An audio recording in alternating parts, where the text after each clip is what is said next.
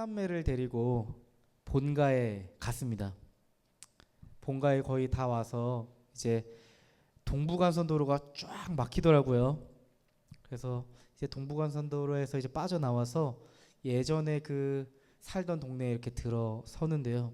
노랗게 물든 은행나무가 보이고 어린 시절에 함께했던 그 동네 풍경이 확 보이면서 향수가 딱 생기더라고요. 몸에 뿌리는 향수 말고요. 과거를 그 기억하는 느낌 있잖아요. 이렇게 떠오르더라고요. 찰나의 순간 10대 시절로 돌아간 것 같다는 생각을 했습니다. 순간 이동해서 10대 시절의 마음을 가졌다가 다시 지금의 시간으로 돌아온 것 같은 느낌이었죠. 그런 착각이 들 정도였습니다. 그런 생각을 했어요. 언제 이렇게 시간이 많이 흘렀지? 그때는 언제 어른이 되나 싶었는데 눈 깜짝할 사이에 나는 지금 어른이 되었네. 이렇게 나이를 먹었네 싶었습니다. 그리고 조용히 지나간 시간을 떠올리게 됐어요. 내 인생이, 우리 인생이 어떻게 성장해 갔는가에 대해서 생각해 보게 됐어요. 여러분 한번 10대 때를 떠올려 보시겠어요? 여러분의 10대 때는 어떠셨나요? 아마도 모든 게 하나에 집중되어 있지 않았나 싶습니다. 우리는 입시라고 하는 굴레에서 살아갔어요. 우리가 인생을 배워갈 때 인생을 배우는 것조차도 입시라는 굴레 안에서 우리 인생을 배웠습니다.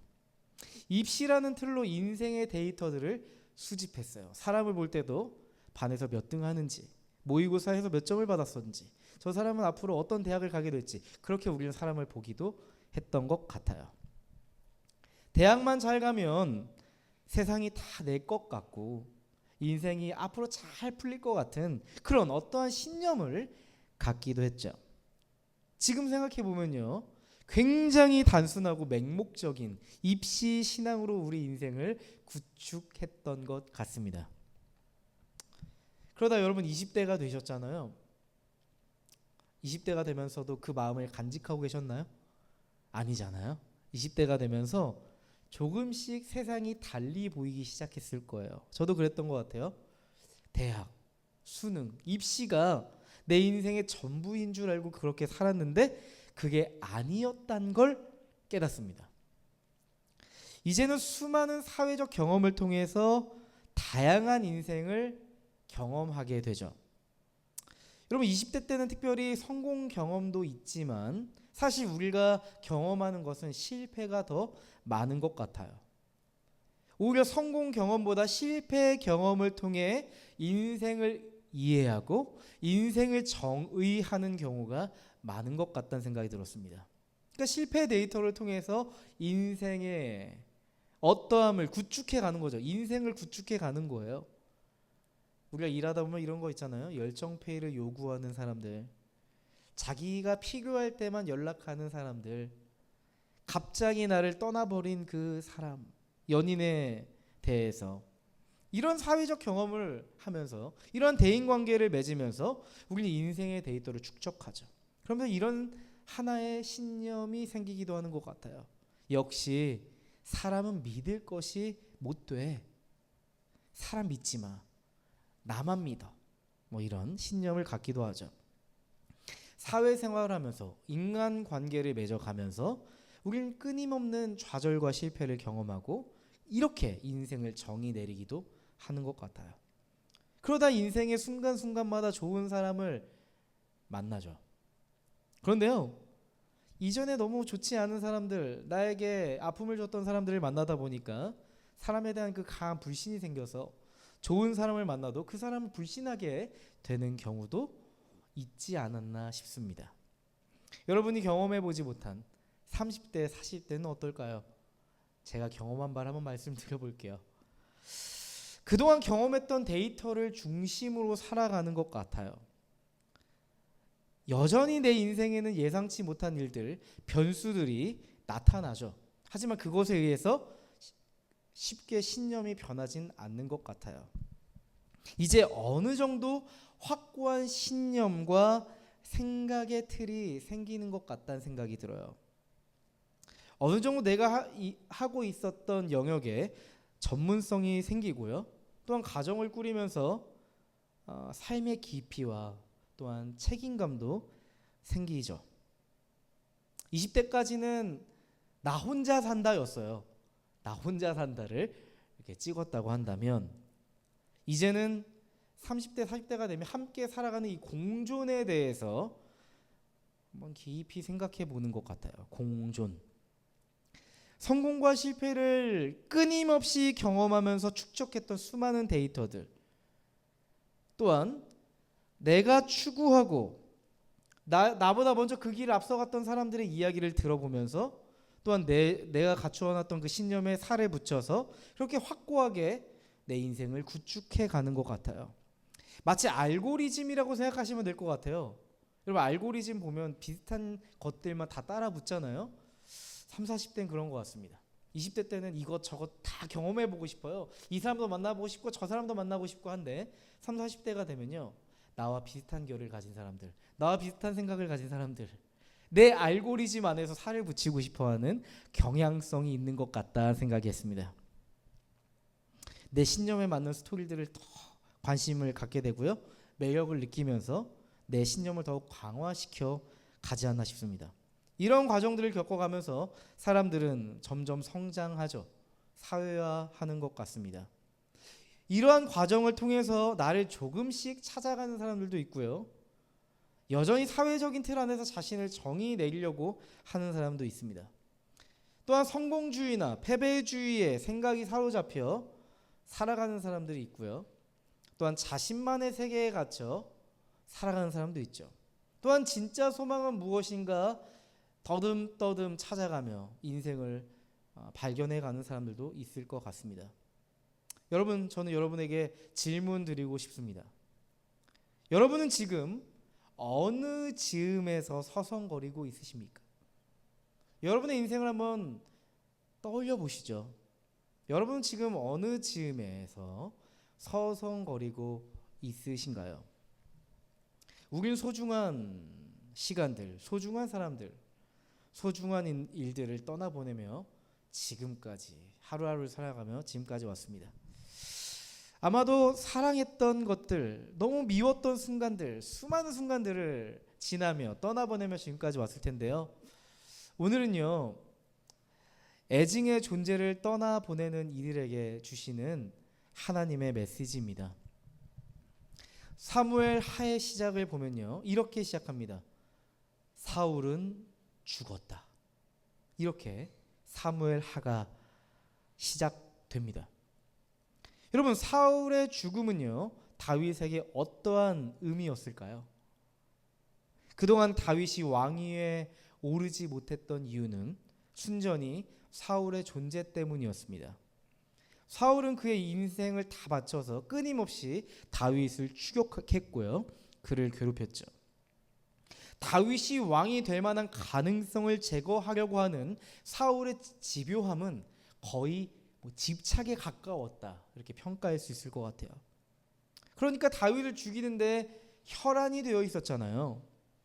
그런데 그런 사울이 이제 죽었답니다. 이제 다윗에게 남은 건 무엇일까요? 이제 다윗에게 남은 건 무엇일까요? 이제 왕위에 오르는 것만 남았어요. 이제 다윗이 왕에 오르는 순간이 열리는 거예요. 하나님께서 다윗을 기름 부으셨던 그 목적이 현실화되는 순간만 남아 있습니다. 여러분 한번 떠올려 보시죠. 그동안 다윗은 사울을 해칠 수 있는 기회가 몇 번이나 있었습니다. 하지만 자신의 손으로 사울을 죽이는 일을 다윗은 끝까지 거부하잖아요. 그죠?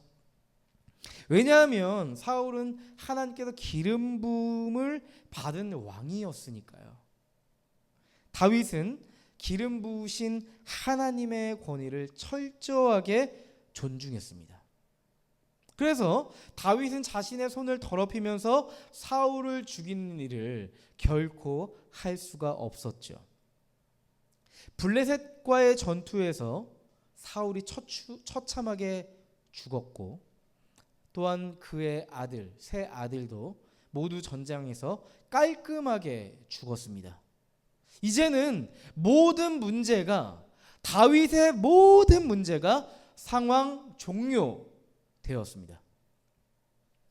이제 다윗이 꿈꾸던 별의 순간, 왕위에 오를 때가 온 거예요. 하나님께서 약속하셨던 그날이 다윗의 눈앞에 막 펼쳐지고 있었겠죠. 다윗의 마음은 어땠을까? 감정이입을 한번 해보고 싶은데요. 사무엘하 1장 1절은 이렇게 시작해요.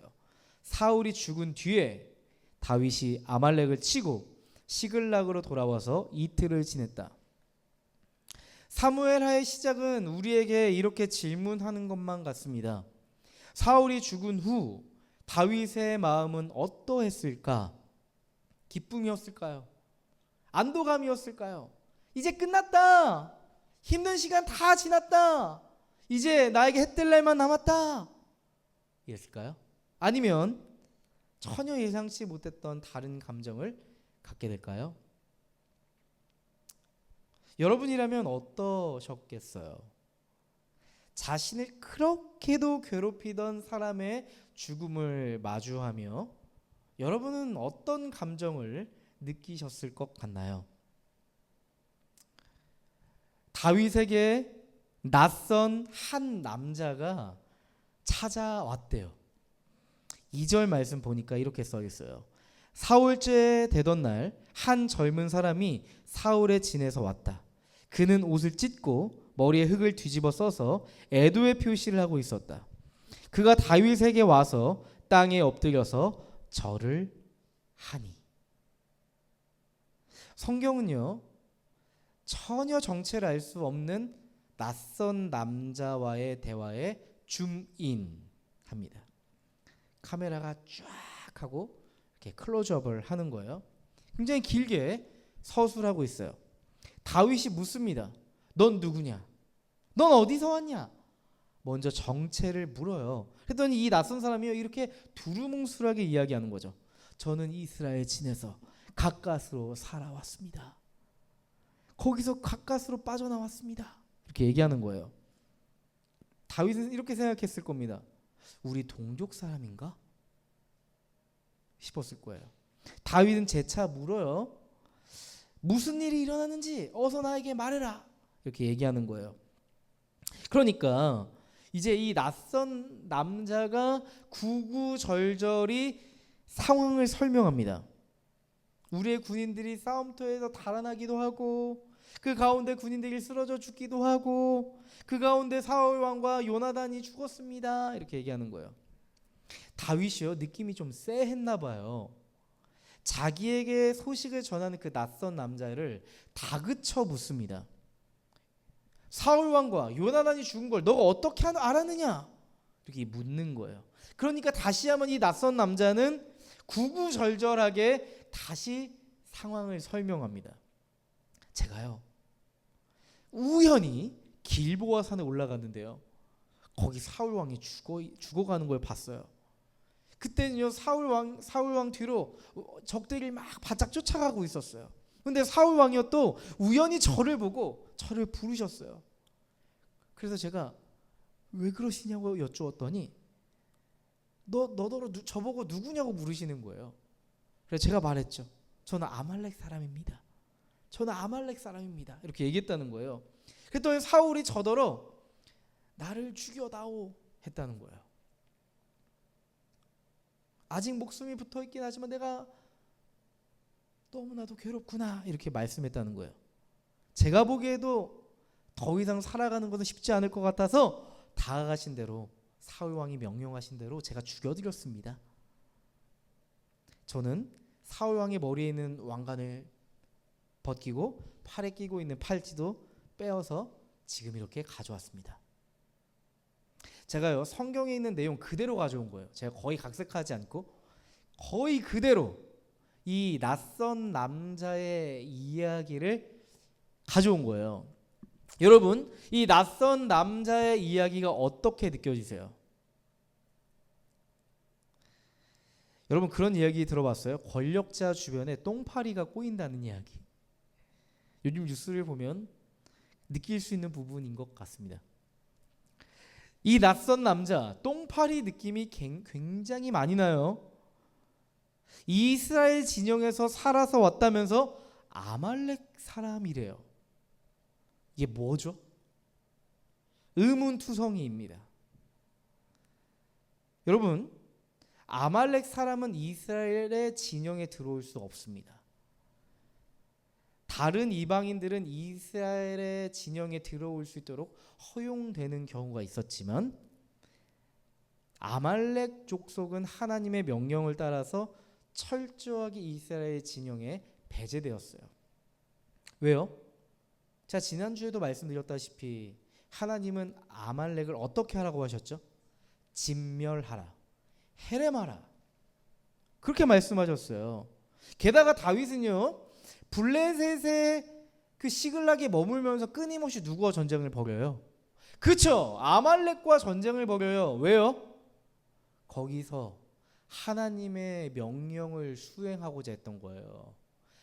아말렉을 진멸하라고 하신 하나님의 명령을 그 블레셋의 변두리에서 감당하고 있었던 겁니다. 아말렉의 불의함에 분노하시는 하나님의 마음이 누구에게 있었던 거예요? 다윗에게 있었던 거죠. 그런데요, 이 낯선 남자에게 더 이상한 건 우연히 사울 왕을 만나고 또 그런 사울을 우연히 죽였고, 그리고 그 사울 왕의 왕관과 팔찌를 가지고 왔다. 여러분, 이걸 종합해보면 어떻게 평가할 수 있겠어요? 그렇죠. 아말렉 사람이 이스라엘의 왕 사울을 죽였다. 그리고 사울 왕의 상징인 왕관과 팔찌를 훔쳐 가지고 나왔다. 그냥 아말렉 도둑이에요. 강도예요. 사기꾼들은 말로 표현할 수 없는 뭔가 찝찝한 게 있잖아요. 이 낯선 남자에게 사자의 향기가 나기 시작합니다. 다윗도 뭔가 굉장히 찝찝한 느낌을 지울 수 없었을 겁니다. 그런데 이 아말렉 사람도 자기 자신이 이상해 보인다는 걸 몰랐을까요? 여러분, 그럼에도 불구하고 위험을 무릅쓰고 다윗에게 온 이유가 있었을 겁니다. 어떠한 의도와 목적이 있어서 온 거겠죠? 저는 이 목적이 보이는 것 같아요. 여러분도 그 목적이 보이지 않으세요? 다윗의 원수였던 사울을 친히 죽인 공로를 인정받고 다윗이 자신을 높여줄 거라고 기대했을 겁니다. 신세 한번 고쳐보자는 심정을 가지고 지금 이 상황에 올인하고 있는 거예요. 아마도 다윗이 자신의 행동에 대해서 좋게 생각할 거라고 여겼을 거예요. 다윗 손으로 어떻게 할 수 없던 그 사울 왕을 처리해 준 사람이니까요. 그리고 인증도 가져왔잖아요. 인증, 왕관과 팔찌라고 하는 인증도 확실하고요. 다윗은 여기서 어떤 판단을 하게 될까요? 여러분, 인생의 위기가 한 고비를 넘어서고 그동안 해결되지 않았던 일들이 하나씩 풀리기 시작할 때가 있습니다. 어쩜 일이 이렇게나 잘 풀릴까 싶을 정도로 모든 것이 긍정적으로 흘러가는 것만 같은 순간들도 찾아오기도 합니다. 그래서 앞으로 뭘 해도 잘 될 것만 같아요. 마치 내 인생의 배에 순풍을 만난 것 같은 느낌이 드는 거죠. 혹시 그런 경험 있으세요? 여러분, 이럴 때 우리는 주의해야 합니다. 상황이 자연스럽게 좋은 방향으로 흘러가는 것만 같아 보이지만 그 속에 숨어있는 오류를 놓치기 쉽기 때문이죠. 많은 사람들이 위기에 대해서 생각할 때 어려운 순간에 그 위기가 찾아온다고 생각하기 마련이지만 실제로 위기는요, 모든 것이 잘 풀릴 수 있는 순간에 그때도 찾아올 수 있습니다. 그때 우리는 종종 상황에 따라 흘러가 버리는 오류를 범할 수 있어요. 그럴 때일수록 돌다리도 두드려 봐야 합니다. 예를 들어 볼까요? 내가 하고 싶은 게 있어요. 열망하는 게 있어요. 그래서 고민하던 무언가가 있다고 칩시다. 결정을 내려야 하는데 확신이 서지 않아 망설이고 있던 상황이에요. 한참을 고민하고 있는데 누군가 내게 와서 이렇게 이야기하는 거예요. 너 이거 하면 잘 될 것 같아. 나도 그렇게 했었거든. 그렇게 말하면 그 말이요, 우리에게 굉장히 의미 있게 와닿아요. 그 말이 왠지 나에게 꼭 필요한 조언같이 느껴져요. 내 마음속 깊이 있는 열망을 자극해요. 깨워요. 그렇게 나에게 내적 확신을 주는 거죠. 그 일을 당장 시작해야 할 것만 같은 느낌을 주기 때문이죠. 할까 말까 고민하고 있는데 그 친구가 나에게 용기를 주고 자신의 성공 경험을 막 이야기해 준다면 나도 해야 되나 보다. 나도 해야 되나 보다 생각하기 마련이죠. 그동안 내가 결단하지 못했던 트리거를 당기는 순간이 될 겁니다. 그래, 이건 해야 되는 거야. 이게 맞아 생각하겠죠. 하지만 여러분, 그 순간이야말로 우리에게 위기의 순간일 수 있습니다. 왜냐면요, 상황이 나를 떠밀어가는 것처럼 보이지만 그 상황이 정말 하나님께서 나에게 허락하신 방향이 맞는지에 대해서 우리는 확인하지 않았기 때문이에요. 지금 다윗도 그런 상황에 놓여 있는 거예요. 지금 사울 왕의 죽음으로 많은 것들이 정리되고 있어요. 알아서 상황들이 흘러가고 있어요. 긍정적으로. 다윗도 그렇게 그 순풍에 이끌려 흘러갈 수 있는 상황입니다. 우리도 긍정적으로 흘러가는 것만 같아 보이는 상황 속에서 돌다리도 두드려봐야 돼요. 여러분, 그리스도인에게 돌다리를 두드린다는 건 어떤 의미일까요? 그 상황을 논리적으로 따져보는 거, 주변에 현명한 사람들에게 그 앞으로 가야 될 길을 물어보는 거 필요하죠. 그런데 우리가 그리스도인이라면 먼저 우리 안에 두드려봐야 될 돌다리는요, 하나님께 질문해야 합니다. 하나님께 기도해야 합니다. 그 상황을요, 내 관점으로 보기 전에 하나님의 관점으로 볼 수 있어야 합니다. 하나님의 계획 안에서 내 인생을 볼 수 있어야 합니다. 이게 지금 내 생각과 부합해서 하려고 하는 건지, 하나님의 생각과 들어맞는 것인지, 이게 하나님이 주신 열망인지, 내 욕심에서 비롯된 것인지에 대해서 철저하게 검증해 봐야 돼요. 시간이 걸리더라도, 조바심이 날지라도 그렇게 하나님 앞에 기도하며 질문하며 돌다리도 두드려 봐야죠. 진짜 이게 정의로운 일인가? 이게 진짜 하나님의 사랑에 부합하는가? 물어봐야죠.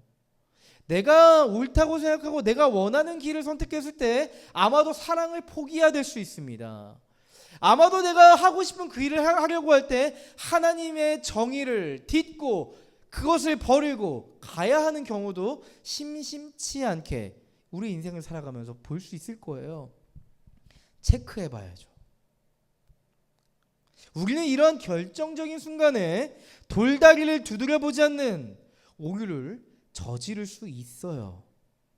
상황이 내가 원하는 대로 흘러갈수록 더욱 우리는 내 마음을, 선택과 결정을, 지금 흘러가는 이 상황조차도 하나님 안에서 검증해 보아야 합니다.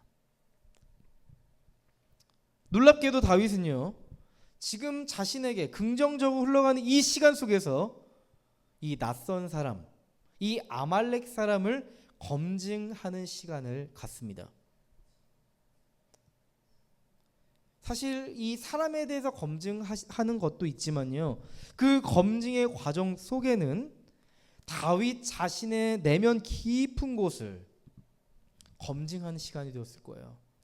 하나님 안에서 내 실존, 내 내면을 하나하나 검증해 볼 수밖에 없었을 겁니다. 사무엘하 1장 11절 12절 말씀입니다. 그러자 다윗이 슬픔을 억누르지 못하여 자기의 옷을 잡아 찢었고 그와 같이 있던 사람들도 모두 그렇게 하였다. 그리고 그들은 사울과 그의 아들 요나단과 주님의 백성 이스라엘 가문이 칼에 맞아 쓰러진 것을 슬퍼하면서 해가 질 때까지 울며 금식하였다. 여러분, 다윗에게 가장 먼저 찾아왔던 감정이 뭐예요? 맞아요, 슬픔입니다. 여러분, 우리는요, 나의 생각과 가치관이 나 자신이라고 생각하는 경향이 있어요. 그래서 누군가와 대화할 때 내 생각, 내가 가지고 있는 어떤 가치관, 신념에 대해서 열렬히 이야기하면 그게 마치 나인 것처럼 막 설명하려고 들 때가 있어요. 그래서 내 신념이 공격받을 때 마치 나 자신이 공격받는 것만 같은 느낌을 지울 수 없는 때가 있잖아요. 여러분, 그런데 진짜 내 존재 핵심이 뭘까요? 나의 실체는 뭘까요? 포장할 수도 없고 감출 수 없는 내 존재의 실체, 내 존재의 핵심은 뭘까요? 그건요, 감정과 느낌입니다. 아마 지금 다윗이 이성적으로 생각할 때 다윗이 해야 할 일은 명확해요. 뭘까요? 이제 왕으로 등극해야 할 준비를 해야죠. 당장 시글락성에서 나와서 다시 이스라엘로 돌아가서 그가 해야 될 왕으로서의 미션이 남아 있잖아요. 그런데요, 성경은 사울이 죽자마자 왕으로 향해 가는 그 등극의 장면을 우리에게 보여주지 않고 다윗의 실존, 다윗의 존재 핵심 그 자체에 대해서 우리에게 여실히 분명하게 보여줘요. 다윗은 지금 감당할 수 없는 슬픔에 마주했대요. 저는 모르겠어요. 왜 지금 이렇게까지 다윗이 슬퍼하는지 알 수가 없어요. 여러분, 오히려 잘된 것 아닌가요? 누군가는 이렇게 질문할 수 있을 것 같아요. 다윗 너무 감정적인 것 같아. 이렇게 말할 수 있을 것 같아요. 다윗이란 이 사람 왕이 될 사람인데 지금 이 상황에서 조금 더 냉철하게 지금의 상황을 보고 빠르게 처신해야 되지 않을까? 그동안 사울에게 쫓겨다니면서 허비했던 그 세월을 빨리 만회해야 되지 않겠어? 라고 물을 수 있겠죠. 하지만 우리의 생각과 다르게 다윗은요, 사울과 자신이 너무나도 사랑했던 친구, 나의 사랑하는 형 요나단의 죽음을 보며 깊은 슬픔과 마주하고 있습니다. 다윗은 슬픔 속에서도 그 마음을 추스려 가면서 아까 말씀드렸던 돌다리를 두드려보기 시작하는 거예요. 13절 말씀 보세요. 다윗이 자기에게 소식을 전하여 준 젊은이에게 너는 어디 사람이냐 하고 물으니 저는 이스라엘 땅에 거주하는 아말렉 사람 곧 외국인의 아들입니다 하고 그가 대답하였다. 다윗이 가장 먼저 돌다리를 두드려 봤던 것은 그가 진짜 우리의 동족인가 아니면 아말렉 사람인가에 대해서 확인하는 절차였어요. 다윗은 다시 한번 아말렉 족속의 비열함에 분노했어요. 이스라엘 왕이 죽어가는 그 상황 속에서 아말렉 족속이 나타나서 죽어가는 이스라엘 왕을 죽인 일이니까 얼마나 비열해요. 그쵸? 14절부터 16절까지 말씀이 이렇게 기록되어 있어요. 다윗이 그에게 호통을 쳤다. 네가 어떻게 감히 겁도 없이 손을 들어서 주님께서 기름을 부어서 세우신 사울 왕을 살해하였느냐. 다윗이 부하 가운데서 한 사람을 불러서 이렇게 얘기했대요. 가까이 가서 그를 쳐 죽여라 하고 명령하였다. 명령을 받은 그 사람이 그를 칼로 치니 그가 죽었다. 그때 다윗이 죽어가는 그를 두고 이렇게 말하였다. 너가 죽는 것은 너의 탓이다. 너가 너의 입으로 주님께서 기름을 부어서 세우신 분을 제가 죽였습니다 하고 너의 죄를 시인하였다. 다윗은 놀라운 이야기를 지금 하고 있어요. 하나님이 기름 부음 받은 왕을 어떻게 죽일 수 있느냐고 그렇게 그 사람에게, 아말렉 사람에게 이야기하고 있죠. 다윗은 여전히 하나님의 그 정의의 관점에서 지금의 상황을 살펴보고 있네요. 맞죠? 다윗은 자기 중심적으로 지금의 상황을 해석해 가지 않았다는 것을 성경은 의도적으로 우리에게 보여주고 있습니다. 지금 다윗은 자신이 왕으로 등극할 것에 대해서 염두에 두지 않고 있어요. 다윗은 지금 자신의 미래에 대해서 자신 스스로 그것을 이끌어가려고 하지 않아요. 그저 지금 내가 할 수 있는 하나님의 정의를 실현하고 있어요. 여러분, 하나님의 눈으로 보면요, 아말렉 족속이 이전의 아말렉의 역사와 같이 이스라엘의 왕을 죽인 사건입니다. 이 사건은 많은 독자들이 이 성경을 읽을 때 사울 왕은 죽어 마땅하다 생각할 수 있겠지만 다윗은 그렇게 생각하지 않았던 겁니다. 다윗은 아말렉 사람의 정의롭지 못한 그 행위에 대해서 하나님의 마음으로 심판하죠. 여러분, 다윗은 어떻게 그럴 수 있었을까요? 여러분, 이런 질문이 생겨요. 다윗은 사울의 죽음을 두고 왜 이렇게까지 슬퍼했을까? 사울이 다윗을 죽이려고 그렇게도 쫓아다녔는데 어떻게 이렇게 그의 죽음을 진심으로 애도할 수 있었을까? 맞아요. 사울 왕은 다윗의 삶을 불편하게 했어요. 끊임없이 그를 괴롭히고 위협했던 장애물이었고 방해물과 같은 사람이었습니다. 그런데 생각해보면 때로는 우리의 삶 속에서도 비슷한 경험을 하게 되는 것 같아요.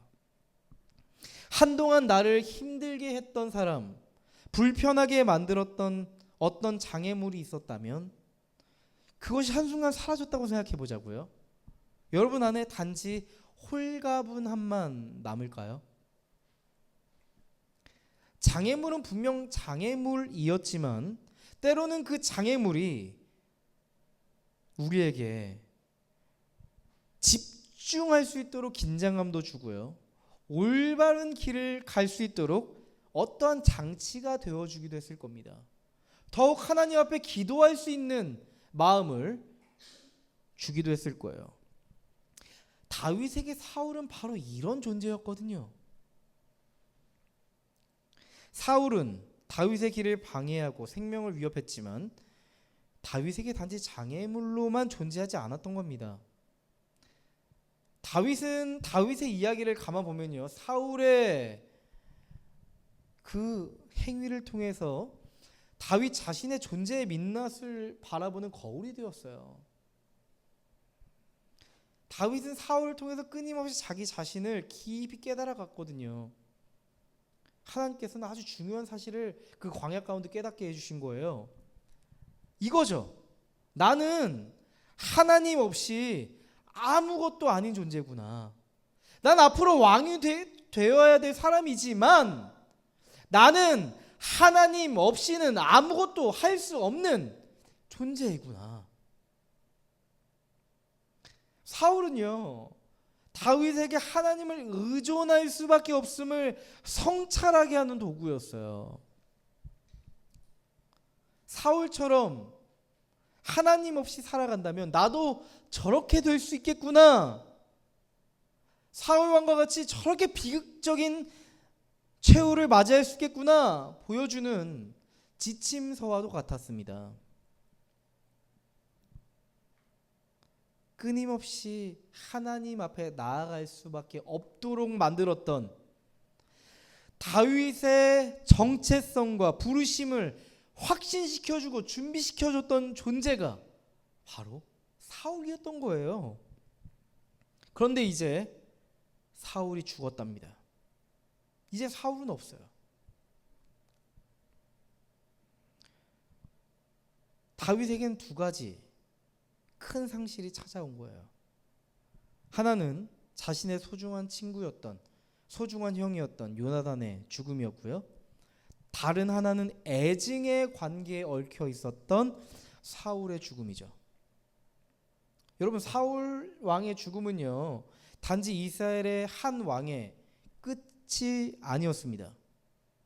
다윗의 인생에 있어서는요, 이제 사울이 없는 새로운 시대를 맞이해야 한다는 삶의 도전을 의미하기도 하는 거예요. 이제 다윗은 다시 한번 하나님 앞에서 다시 자신의 삶을 정리해야 되는 순간이죠. 사울이라는 장애물이 사라진 후에 내가 어떻게 살아갈 것인가? 내가 진짜 사울 없이도 하나님만을 의존하며 하나님만을 바라는 왕으로서의 정체성과 부르심을 가지고 살아갈 수 있을 것인가? 하나님께서 주신 이 소명과 방향에 대해서 새롭게 찾아가야 할 시간이 오고 있는 거예요. 여러분, 우리의 삶에도 애증의 존재가 있을 겁니다. 여러분의 삶을 불편하게 하는, 거리끼게 하고 찝찝하게 하는 어떤 애증의 존재가 있기 마련입니다. 맞아요. 그 존재는 우리에게 장애물처럼 느껴질 겁니다. 여러분, 가만히 한번 돌아보시죠. 그 애증의 존재가 진짜 우리에게 장애물과 같았고 방해물에 불과했을까요? 한번 생각해 보시겠어요?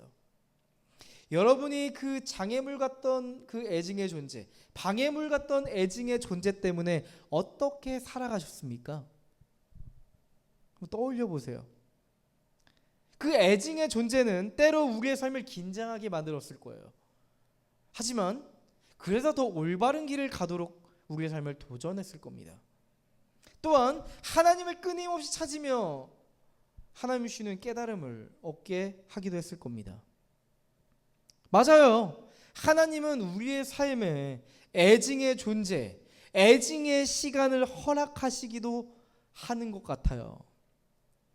그 애증의 시간을 통해 우리는 우리 자신을 더욱 깊이 돌아보게 되죠. 여러분, 가만 보세요. 성경의 수많은 인물들을 보면 모두가 애증의 존재가 있고 애증의 시간이 있어요. 성경의 인물 한 명 한 명을 다 떠올려 보세요. 그렇잖아요. 애증의 시간이 있단 말이에요.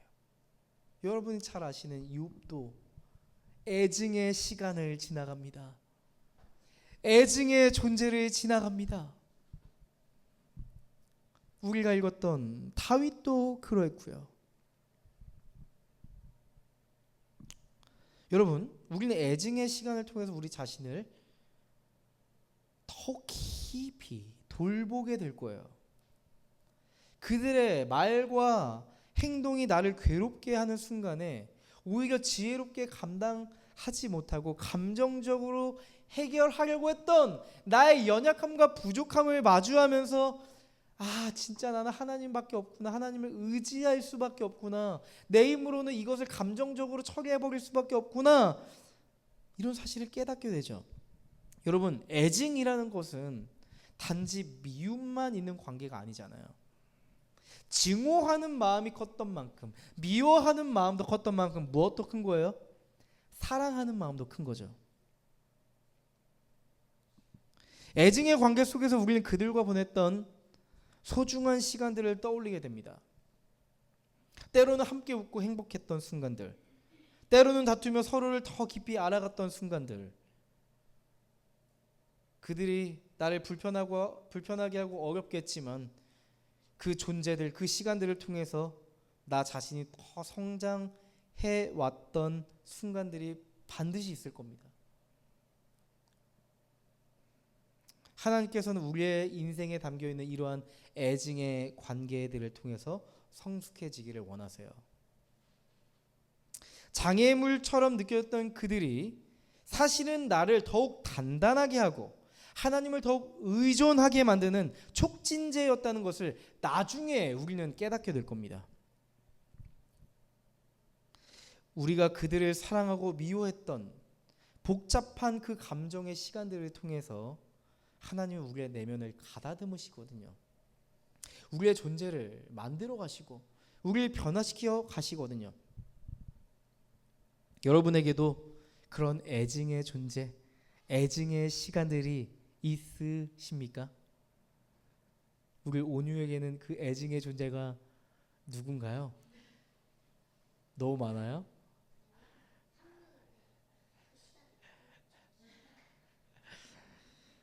누구나 9살 온유에게도 애증의 존재, 애증의 시간이 있기 마련입니다. 저는 교회 사역이 그랬던 것 같아요. 너무나도 사랑하지만 너무나도 아프게 하고 저를 힘들게 했던 영역이었어요. 말 그대로 애증의 관계였던 것 같아요. 3년 전에요. 10년간의 사역을 좀 돌아봤던 시간이 있어요. 이제 목회를 그만하고 새로운 어떠한 것을 준비하겠다라고 생각하면서 10년간의 사역을 돌아봤던 시간이 있었거든요. 그럼 이런 고백을 했어요. 하나님께서 왜 나에게 10년 동안 그런 고통 속에 있었던 교회로 보내셨는지 그때는 알 수 없었어. 그때는 나를 그저 이렇게 고통스럽게 하시려고 하시는 건가 싶었어. 내 마음은 승승장구하고 싶었지만 막상 하나님은 승승장구할 수 없는 곳으로만 나를 보내셨던 것 같아. 그래서 그때는 하나님이 원망스럽기도 했었지. 왜 나에게만 이러시는 걸까 싶었어. 그런데 이제는 조금은 알 것 같아. 그 시간들을 통해서 나를 만들어 가셨던 거야. 고통에 몸부림치던 성도들, 자신의 삶을 감당할 수 없어 눈물 흘리던 그런 청년들의 이야기를 들으며 지금 나에게 위로자의 마음을 갖게 되었고 상담자의 마음을 갖게 되었고 치유자의 마음을 갖게 되었으니까 내가 도저히 해결할 수 없다는 사실을 뼈저리게 깨달으면서 많이 좌절도 했었지. 하지만 그런 시간 속에서 나는 하나님을 더욱 의존할 수밖에 없었어. 그런 애증의 시간 속에서 그런 애증의 교회를 돌보며 겉으로는 멀쩡하게 행동했지만 속으로 문드러져가는 내 실존과 내면을 보면서 하나님 앞에서 도와달라고 살려달라고 눈물 흘리며 매달릴 수밖에 없었지. 그러면서 하나님과의 관계가 더욱 깊어져 갔던 것 같아. 지금 돌아보면 그 시간이 없었다면 지금의 나는 없었을 것 같아. 그리고 마지막에 이런 고백이 나왔던 것 같아요. 주님, 주님의 뜻이 가장 완전하십니다. 이런 고백이 나왔던 것 같아요. 애증의 시간 속에서, 애증의 관계 속에서 우리의 삶에 남겨진 변화와 성장의 흔적이 분명히 있을 겁니다, 여러분. 저만 있을까요? 아니겠죠. 우리 아내가 어제 간호사들이 이렇게 모인 컨퍼런스에 갔다 왔어요. 기독 간호사들이 어떻게 선교적 삶을 살아가고 있는지에 대해서 이렇게 컨퍼런스가 있었대요. 그래서 발표자로 이렇게 갔었어요. 근데 아까 이제 아내가 책자를 저한테 던져주고 갔어요. 여기 내 글이 있으니까 한번 읽어봐 하는 거예요. 제가 설교를 마지막으로 이렇게 최종적으로 가다듬고 있는데 책을 던져주고 가는 거예요. 그래서 제가 그 말씀에 순종하여 설교 준비를 멈추고 그 책자를 읽어보기 시작했습니다. 우리 아내 글만 읽지 않고 처음부터 끝까지 읽어보기 시작했습니다. 근데요, 왜 그런지 모르겠지만 아내의 글만 마음에 쏙 남았습니다. 기억에 남는 부분을 여러분과 좀 나누고 싶더라고요. 제가 아내 글을 좀 길어서 몇 가지 부분만 발췌해서 왔어요. 제가 읽어드릴게요.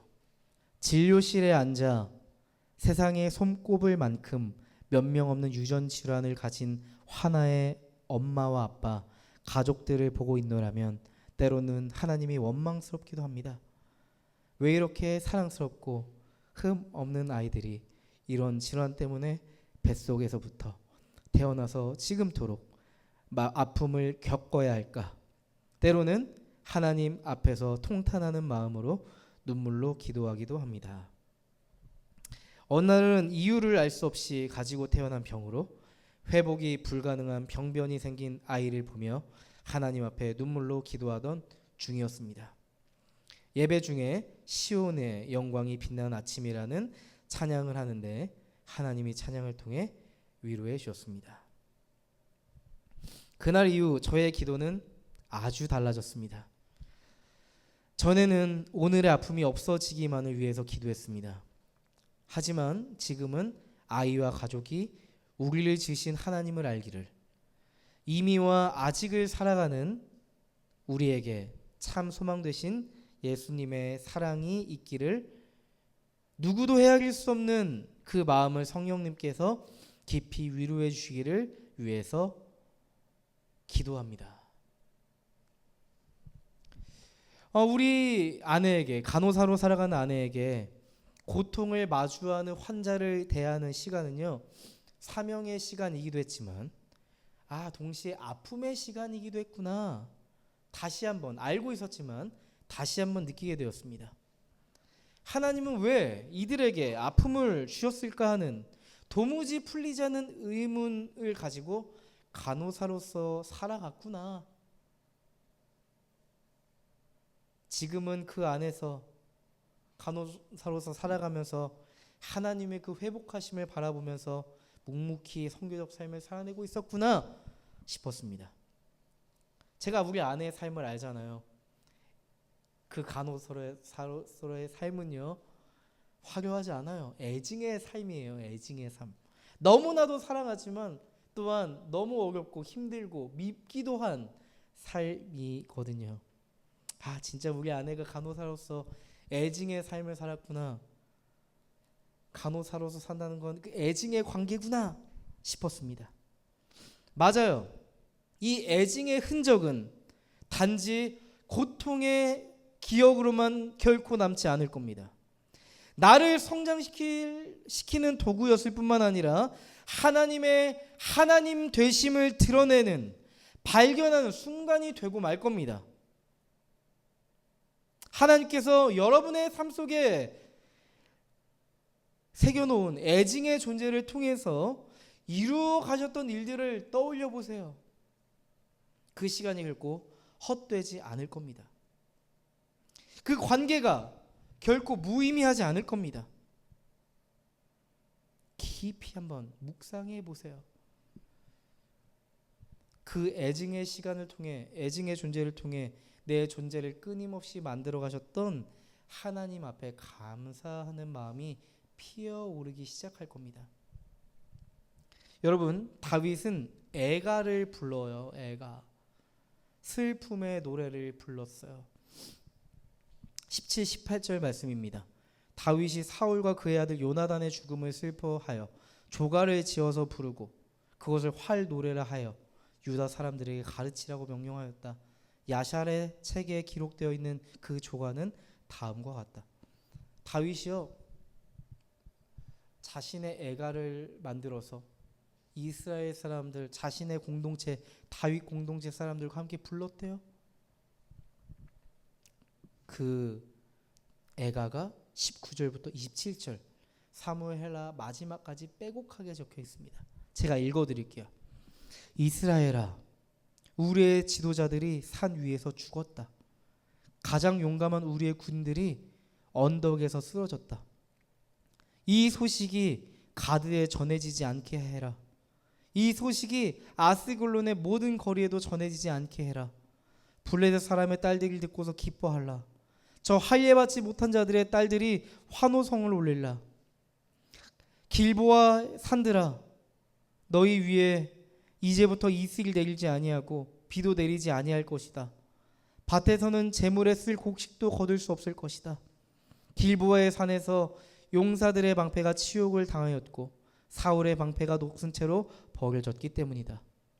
원수들을 치고 적들을 무찌를 때에 요나단의 활이 빗나간 일이 없고 사울의 칼이 허공을 친 적이 없었다. 사울과 요나단이 살아있을 때에도 그렇게 서로 사랑하며 다정하더니 죽을 때에도 서로 떨어지지 않았구나. 독수리보다도 더 재빠르고 사자보다도 더 힘이 세더니 이스라엘의 딸들아, 너희에게 울긋불긋 화려한 옷을 입혀주고 너희의 옷에 금장식을 달아주던 사울을 애도하며 울어라. 아, 용사들이 전쟁에서 쓰러져 죽었구나. 요나단, 어쩌다가 산 위에서 죽어 있는가. 나의 형 요나단, 형 생각에 나의 마음이 아프오. 형이 나를 그렇게도 아껴주더니, 나를 끔찍이 아껴주던 형의 사랑은 여인의 사랑보다 더 진한 것이었어. 어쩌다가 두 용사가 엎드려졌으며 무기들이 버려져서 쓸모 없이 되었는가. 다윗은 그동안 애증의 관계였던 사울과 너무나도 사랑했던 형, 동역자, 친구 요나단을 애도합니다. 다윗의 애가를 보면 다윗의 애도의 마음을 느낄 수 있잖아요. 그죠? 다윗에게 사울은 얼마나 큰 존재였는지 느낄 수 있는 부분이에요. 그토록 강해 보였던 사울이었는데 허망하게 죽어버린 사울을 보며 깊은 슬픔에 잠겨 있네요. 위기의 순간마다 자신을 도와주고 기도해주고 지지해주고 응원해주었던 형 요나단을 떠올리며 깊은 슬픔과 마주하고 있네요.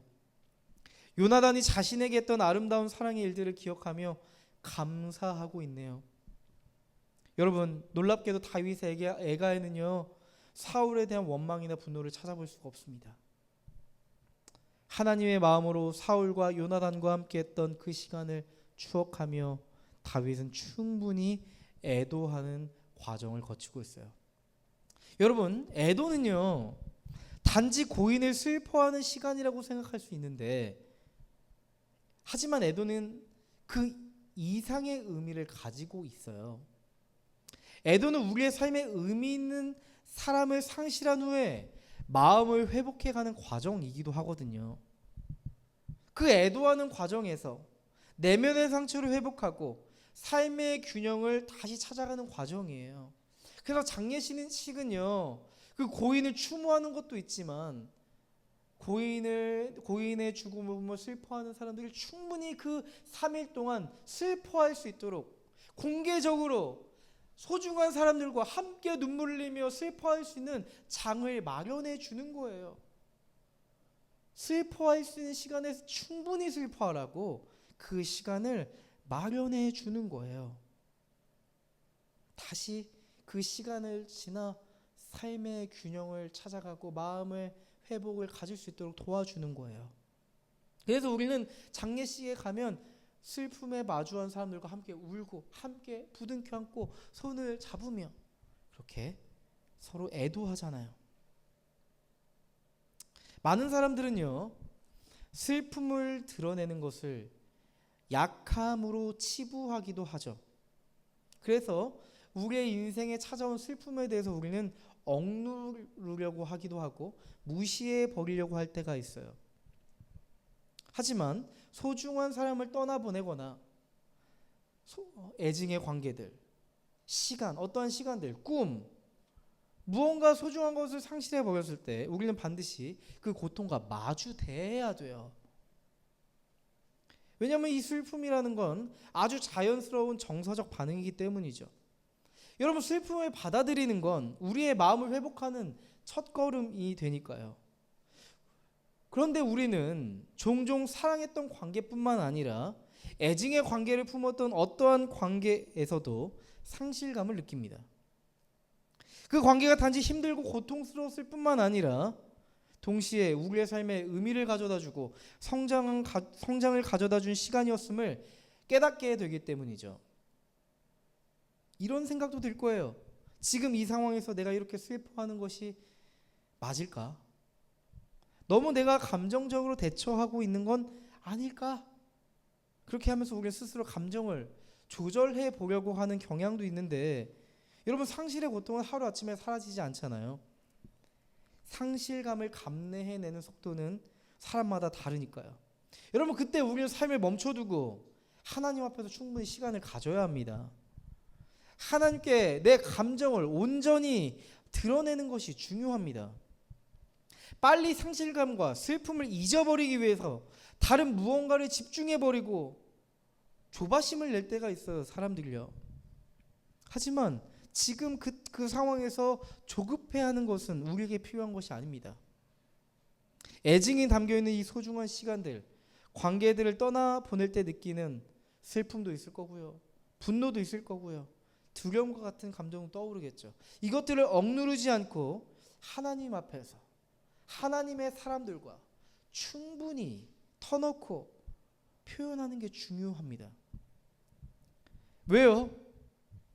하나님은 우리의 모든 것을 이해하시고 품으시는 분이기 때문이죠. 간혹 많은 그리스도인들을 보면 하나님 앞에서 슬픔을 잘 표현하지 못하는 그리스도인들이 있어요. 하나님 앞에서 이성적인 기도만 하는 그리스도인도 있어요. 자신의 인생에 놓인 당면 과제들만 주고받는 그리스도인들도 있어요. 아니요, 아까 제가 이야기했죠. 우리의 존재의 실체는 나의 생각, 가치관, 신념이 아니에요.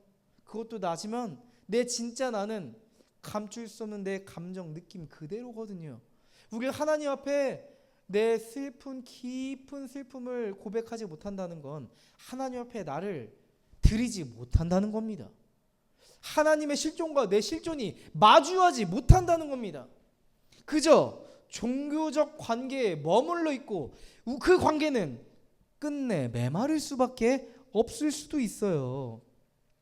살아계신 하나님에게 깊이 있는 마음의 고백을 해보는 게 필요해요.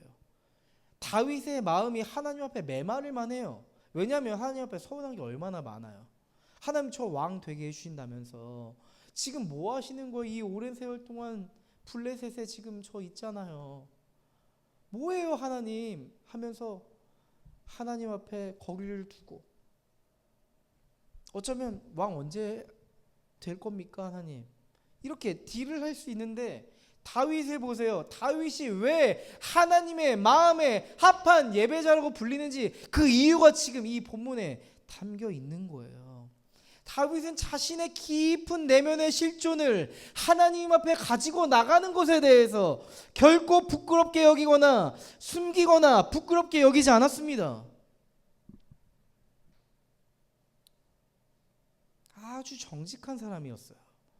그래서 그는 수많은 시편을 기록할 수 있었고 하나님 그 시편을 골라 지금을 살아가는 그리스도인들도 그것을 보면서 그리스도인들이 느끼는 수많은 감정들, 수많은 아픔들에 대해서 슬픔들에 대해서 공감하며 하나님 앞에 나아갈 수 있도록 하신 거죠. 여러분 수없이 우리의 감정을 억눌러 보세요. 무시해 보세요. 아마도 시간 지나 해결하지 못했던 그 감정들이 막 쏟아져 폭발해 버리고 말 겁니다. 막 튀어나올 겁니다. 다윗은 지금 하나님 안에서 애증의 존재인 사울과 그리고 너무나도 소중했던 요나단을 떠나보내고 있는 거예요. 자신의 내면의 감정 그리고 고백에 담겨있는 애가를 통해 하나님 앞에서 또한 함께 그리스도인의 삶을 살아가고 있는 동역자들과 함께 고백하고 있는 거죠. 아마 다윗이 그러지 않았다면 다윗 공동체 사람들은 사울의 죽음을 두고 춤을 췄을 겁니다. 이제 우리의 시대가 왔다고. 하지만 다윗 공동체의 리더인 다윗은 하나님의 마음을 가지고 하나님의 정의와 사랑을 가지고 사울을 애도하며 떠나보내고 있잖아요. 하나님의 마음이 다윗 공동체에 어떻게 됐겠어요? 흘러갔겠죠. 흘러갔을 겁니다. 그렇게 지금 하나님의 나라가 다윗 공동체에 임하고 있는 거예요. 다윗과 다윗 공동체는요, 지금 하나님 안에서 자신의 내면과 삶을 회복시키는 과정 중에 놓입니다. 여러분 떠나보내는 것은 단순히 슬픔의 시간이 아니라 하나님 안에서 회복을 이루고 새로운 출발하기 위해서 우리가 중요한 시간이에요. 그렇게 내 삶에 새겨졌던 그 애증의 관계들, 애증의 시간들, 상실의 고통도요, 하나님의 계획 안에서 나중에 아름답게 재해석할 수 있게 될 겁니다. 여러분, 하나님에게 애증의 존재는 누구일까요? 바로 여러분입니다. 저예요. 우리예요. 하나님에게 우리는 애증의 존재입니다. 하나님은 우리를 너무나도 사랑하세요. 여러분, 근데 그렇잖아요. 우리를 사랑하는 만큼 우리가 마음을 돌려 다른 것들을 사랑하면 그 배신감도 더 크죠. 사랑한 만큼 상실감도 크기 마련이죠. 우리가 하나님을 떠나버릴 때마다 하나님은 그 배신감으로 인해 슬퍼하셨어요. 성경을 보세요. 우리를 향한, 인생을 향한 하나님의 깊은 애증을 느낄 수가 있어요. 여러분, 성경을 가만 보면요, 때로는 심판하시는 것 같아 보이거든요. 근데요, 가만 보면 심판으로 포장된 회복 사건이에요. 겉으로 보기에는 심판처럼 보이지만 실제로는 사랑의 동기에 의해서 하신 일이에요. 하나님을 잘 보세요. 하나님의 그 언약 백성이 하나님이 아닌 다른 것들을 사랑할 때 하나님 어떻게 하세요? 질투하세요. 하나님이 아닌 다른 우상들을 섬길 때 질투하세요. 그리고 하나님은 그 우리의 존재를 향해 이렇게 얘기하세요. 나 질투하고 있어. 나 질투의 하나님이야. 이렇게 이야기까지 하시거든요. 그 정도로 우리에게 애증이 크셨던 거죠. 저는 오늘 말씀 묵상하면서 이런 생각이 들더라고요. 성경이 하나님의 애가처럼 보이더라고요. 하나님의 애가. 우리를 향한 애증이 담겨있는 하나님의 애가가 바이블, 성경이구나 깨닫게 됐어요. 하나님은요, 애증의 존재인 우리의 인생을 떠나보내시기로 결정하십니다. 여러분, 제가 말하는 이 떠나보냄은 버리신다는 의미가 아니에요. 우리의 죽음의 절망 속에서 고통스러워하는 옛사람을, 하나님을 떠나려고 하는 그 본성을 떠나보내시기로 결정하신 거예요.